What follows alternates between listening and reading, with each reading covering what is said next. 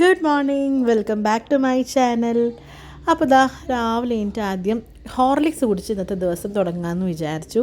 ഇന്ന് ബ്രേക്ക്ഫാസ്റ്റ് നൂലപ്പമായിരുന്നു കേട്ടോ. അപ്പോൾ പിള്ളേർക്കും ടിഫിൻ നൂലപ്പവും മുട്ട പുഴുങ്ങിയതൊക്കെ വെച്ചു, പാക്ക് ചെയ്തു. അവരിന്ന് വേഗം പാക്ക് ചെയ്യണം. അങ്ങനെ നോക്കിയപ്പോഴാണ് പതിവും പടി ചാക്കോച്ചനും പാച്ചും കൂടി ഫ്രിഡ്ജിൻ്റെ തുറന്നു നിന്നിട്ട് അതിൻ്റെ ഉള്ളിലുള്ള പരിപാടികളാണ്.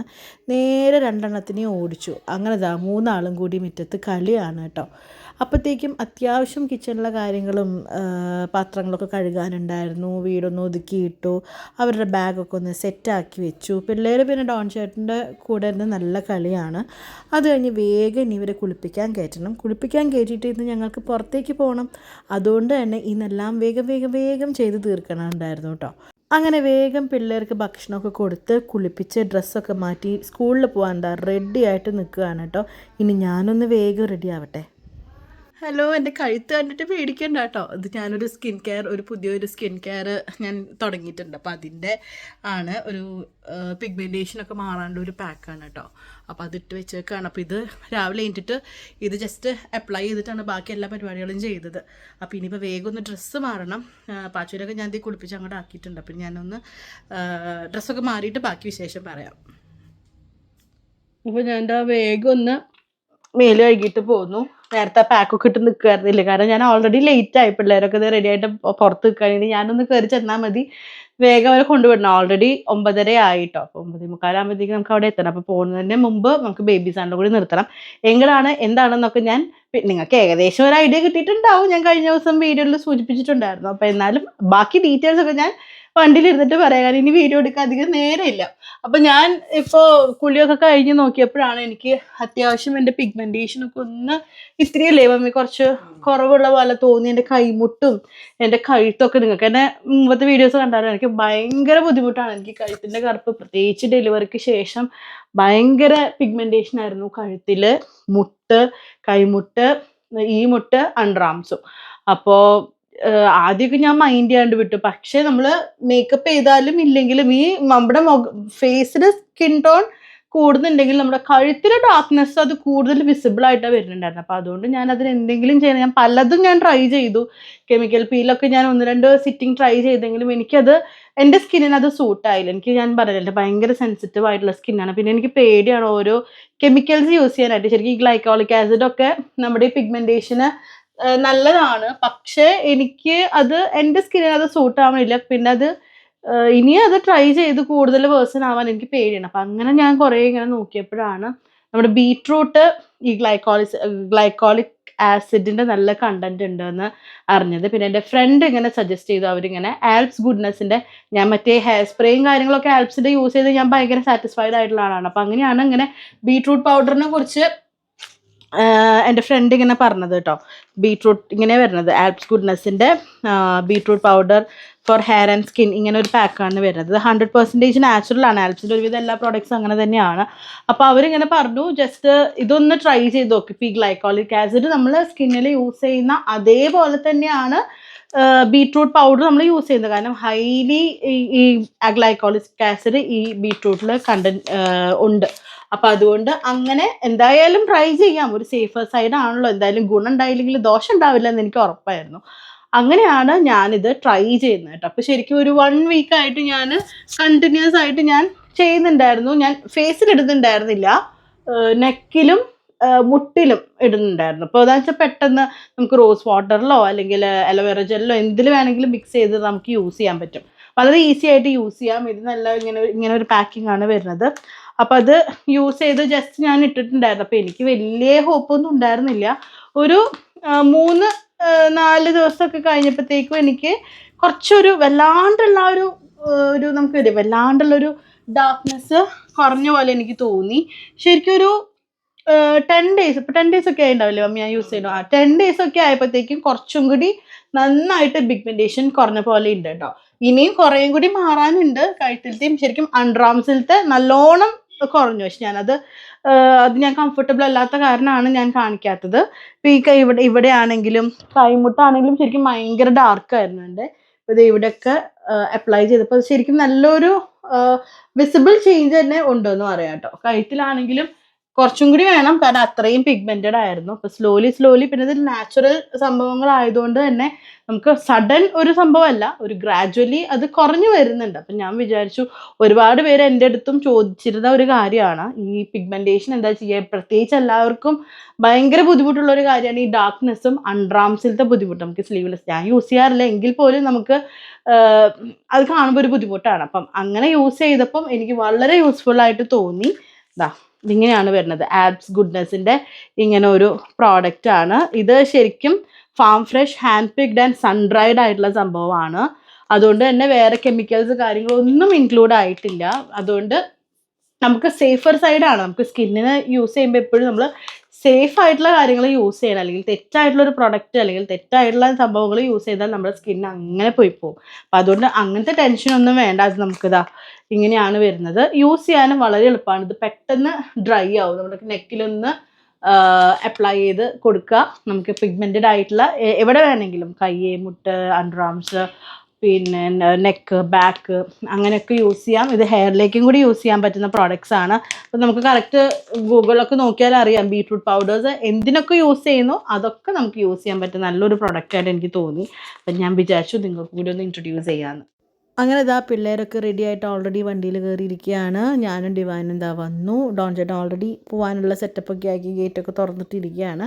വിചാരിച്ചതിലും ലേറ്റ് ആയിട്ടോ ഞങ്ങൾ. അപ്പോൾ അതുകൊണ്ട് ഇനിയിപ്പോൾ വേറെ പ്രത്യേകിച്ച് കാര്യങ്ങളൊന്നുമില്ല, വേഗം പോവാണ്. മാക്സിമം സ്പീഡിൽ നമുക്ക് സ്കൂളിലേക്ക് പോവാം.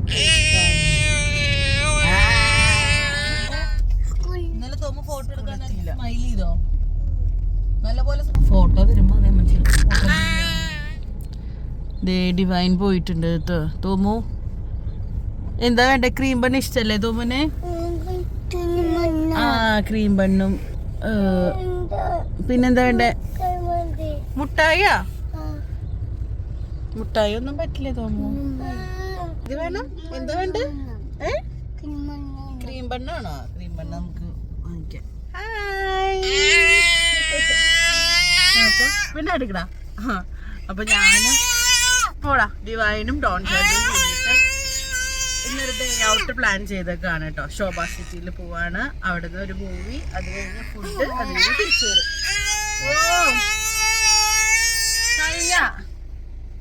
അപ്പൊ പിള്ളേരെ കൊണ്ട് പോകുന്ന വഴിക്ക് ഞങ്ങളിത് ബേബി ചാനൽ ഇറങ്ങിയിരിക്കുകയാണ്. അപ്പൊ അവർക്ക് ഞങ്ങൾ കുറച്ച് ലേറ്റ് ആവുന്ന തിരിച്ചു വരാനായിട്ട്. അപ്പൊ അതുവരെ അവരെ അവിടെ സ്റ്റേ ബാക്ക് ചെയ്യാൻ വേണ്ടിയിട്ട് അവർക്ക് അത്യാവശ്യം വരുന്ന സ്നാക്സ് ഒക്കെ കൊടുത്തിരിക്കും. ഞങ്ങളുടെ പരിപാടി കഴിയുമ്പോൾ ഇവിടെ പിക്ക് ചെയ്യും. അങ്ങനെയാണ് പ്ലാൻ ചെയ്തിട്ടുള്ളത്. ഡോൺ ചേട്ടനും കൂടെ ഉണ്ട്. അവിടെ നിന്ന് തന്നെ ഡിവൈൻ പാക്ക് ചെയ്തോണ്ടിരിക്കുകയാണ് 2 ടിഫിൻ ബോക്സിൽ. 11 മണിക്ക് കഴിക്കാനുള്ള സ്നാക്സ് വെച്ചിട്ടുണ്ട്. തോമു നൂലപ്പം വെച്ചിട്ടുണ്ട്. ഇത് ബാക്കി 1 മണി കഴിഞ്ഞിട്ട് കഴിക്കാനുള്ള ഐറ്റംസ്. എതിരെ വേണ്ട തോമോനെ? ജ്യൂസാ മേടിക്കാം. ഇപ്പോഴല്ല, തിരിച്ചു വരുമ്പോ മേടിക്കാം.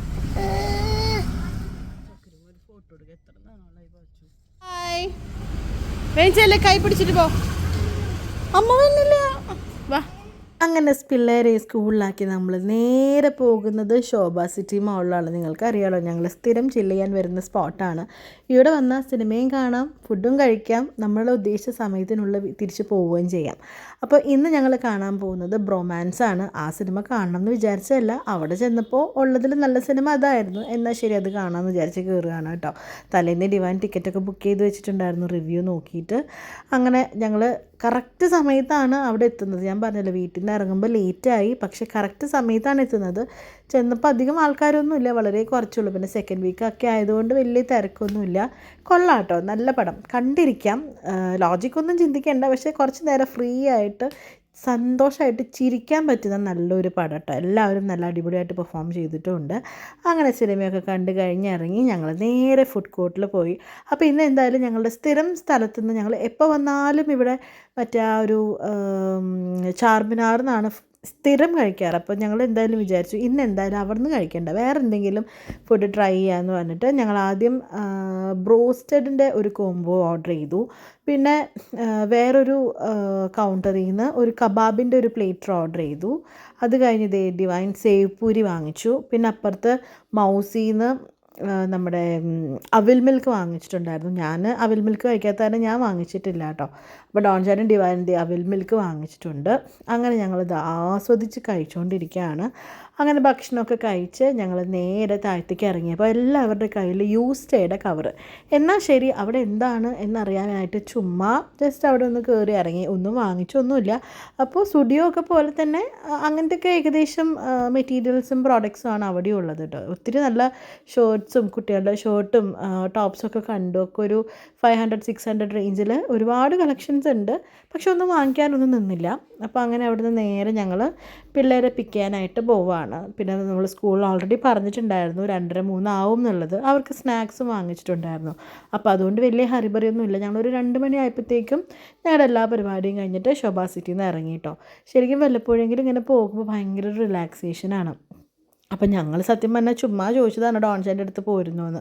അപ്പോൾ മൂപ്പരും വിളിക്കാൻ കാത്ത് നിൽക്കുകയായിരുന്നു. മൂപ്പർക്കും ഒരു എന്താ പറയുക, ഒരു ചേഞ്ച് ആവശ്യമായിരുന്നു. അപ്പോൾ അങ്ങനെ ഞങ്ങൾ 3 കൂടി സന്തോഷമായിട്ട് പോയി ഇതാ പിള്ളേരെയും പിക്ക് ചെയ്ത് ഇനി നേരെ വീട്ടിലേക്ക്. അങ്ങനെ ഞങ്ങളിതാ വീട്ടിലേക്ക് എത്തിയിട്ടോ. പിള്ളേരെ പിക്ക് ചെയ്തു. പിന്നെ ഭക്ഷണമൊക്കെ അവിടെ നിന്ന് കഴിച്ച കാരണം വയറൊക്കെ ഫുള്ളാണ്. പിള്ളേരും ഭക്ഷണമൊക്കെ കഴിച്ച് എന്താ പറയുക ഹാപ്പി ആയിട്ട് ഇരിക്കുകയാണ്. അപ്പോൾ പാച്ചും തോമും കിടന്ന് ഉറങ്ങും. പാച്ചു നല്ല ഉറക്കമായിരുന്നു. തോമു ഉറങ്ങാനുള്ളൊരു പുറപ്പാടിലായിരുന്നു. അപ്പോഴേക്കാണ് ഞങ്ങൾ കൊണ്ടുവന്നത്. ഇനിയിപ്പോൾ കുറച്ച് നേരം റെസ്റ്റ് ചെയ്ത് കഴിഞ്ഞാൽ നമുക്ക് ഹാപ്പി ഹിപ്പോയ്ക്ക് ഒന്ന് വീണ്ടും ഇന്ന് പോകേണ്ട ആവശ്യമുണ്ട്. അത് കഴിഞ്ഞാൽ ഇന്ന് ഞങ്ങൾ പനക്കിൽ പോകും. അങ്ങനെയാണ് ഇന്നത്തെ പ്ലാൻ കേട്ടോ. അതിൻ്റെ ഇടയിൽ ഇനി വേറെ എന്തെങ്കിലും പറ്റിയെങ്കിൽ എനിക്കൊന്ന് ലുലുവിൽ പോകണമെന്നുണ്ട്. പക്ഷെ അതിനുള്ള ഗ്യാപ്പ് കിട്ടുമോയെന്ന് അറിയില്ല. അപ്പോൾ അതൊക്കെ നോക്കണം. പിന്നെ കുറച്ച് ഓർഡേഴ്സ് എടുത്തത് പാക്ക് ചെയ്യാനുണ്ട്. അങ്ങനെ കുറച്ച് കാര്യങ്ങളുണ്ട്. പക്ഷെ എന്തായാലും കുറച്ച് നേരം റെസ്റ്റ് ചെയ്യാമെന്ന് വിചാരിച്ചു. ഞങ്ങൾ കിടക്കാൻ പോകല്ല. എന്തൊരു ചെയ്യണേ? എന്തൊരു ചെയ്യണേ?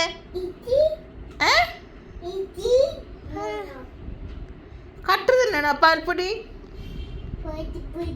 എപ്പോഴോ ഞാനൊന്ന് ഉറങ്ങിപ്പോയി. അതാണ് ഇപ്പൊ കാണുന്നത്. ഇതെന്താണ് പച്ചത്? എന്താ ഭംഗി റൂം കാണാൻ.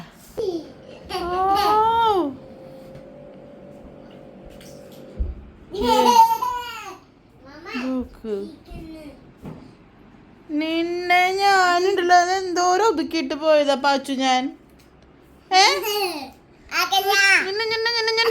ഇടിക്കും ഞാൻ.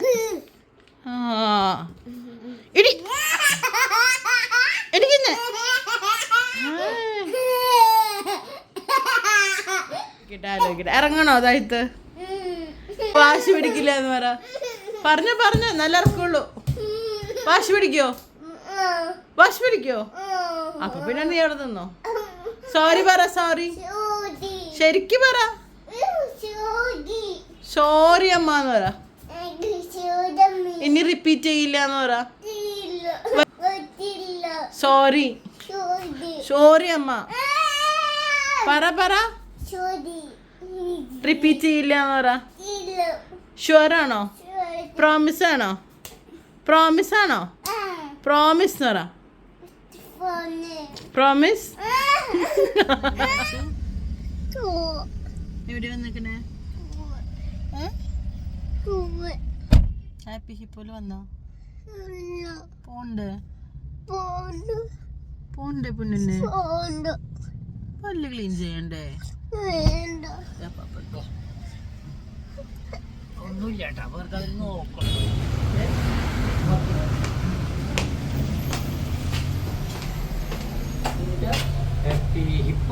ഇവിടെ വരാമെന്ന് പറയുമ്പോൾ തന്നെ അവന് പേടിയാണ് കേട്ടോ. പക്ഷേ വന്നു കഴിഞ്ഞാൽ പിന്നെ വലിയ കുഴപ്പമില്ലാണ്ട് ഇരുന്നോളും. ഇവിടുത്തെ അറ്റ്മോസ്ഫിയർ ആണെങ്കിലും ഡോക്ടേഴ്സ് ആണെങ്കിലും ഭയങ്കര കിഡ്സ് ഫ്രണ്ട്ലി ആണ്. അപ്പോൾ അവർ ഇങ്ങനെ ഓരോന്ന് പറഞ്ഞ് പിന്നെ അവിടുത്തെ ഓരോ എക്യുപ്മെൻറ്റ്സ് ഒക്കെ നോക്കി അങ്ങനെ അപ്പാപ്പൻ്റെ മടിയിൽ അവൻ കംഫർട്ടബിളായിട്ട് ഇരുന്നോളും. ഞാൻ പിടിച്ചാൽ പോലും അവൻ ഇരിക്കില്ല. അപ്പോൾ ഇന്ന് അവൻ്റെ പല്ലിൽ ചെറിയൊരു ഓട്ടയുണ്ട്. അപ്പോൾ മുമ്പ് വന്നിട്ട് ക്ലീൻ ചെയ്ത് മരുന്ന് ഫില്ല് ചെയ്തിട്ടുണ്ടായിരുന്നു. അപ്പോൾ 5 days ആൻറ്റിബയോട്ടിക്സ് ഒക്കെ എടുത്തിരുന്നു.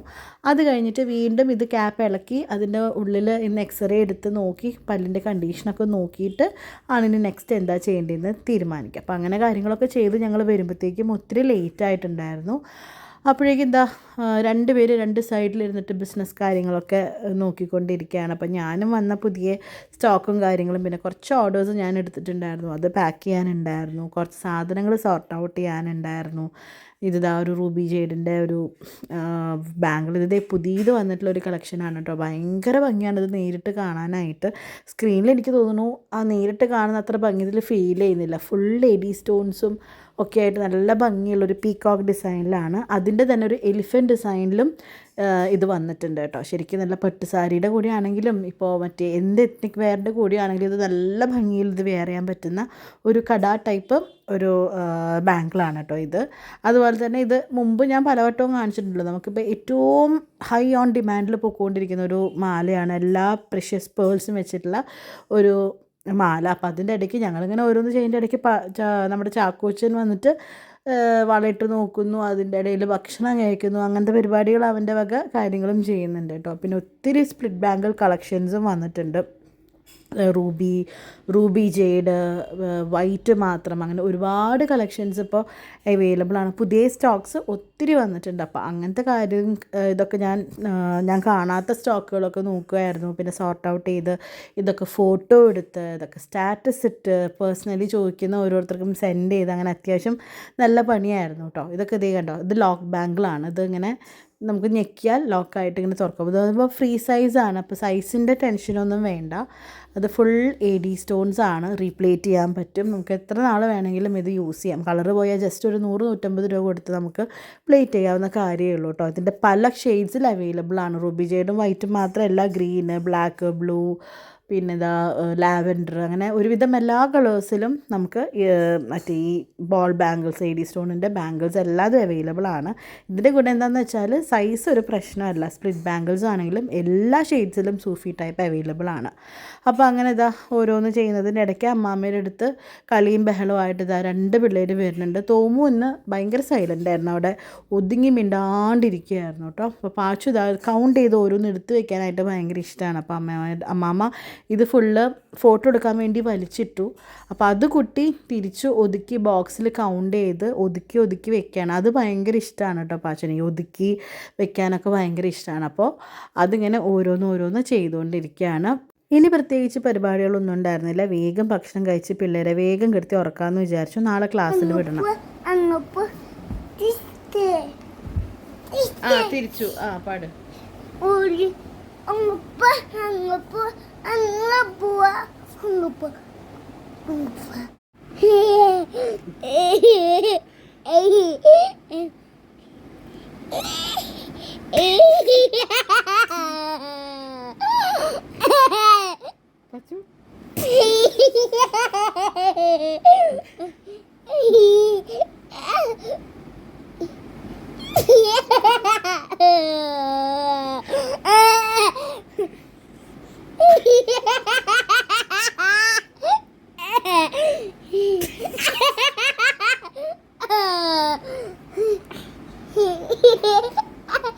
ഞാൻ എപ്പോഴും ആലോചിക്കാറുണ്ട് ഇവർക്കൊക്കെ എവിടെ നിന്നാണ് ഇത്ര അധികം എനർജി എന്ന്. ശരിക്കും ഉച്ചയാകുമ്പോഴത്തേക്കും ഞാനൊക്കെ ഡ്രെയിൻഡ് ഔട്ട് ആവും.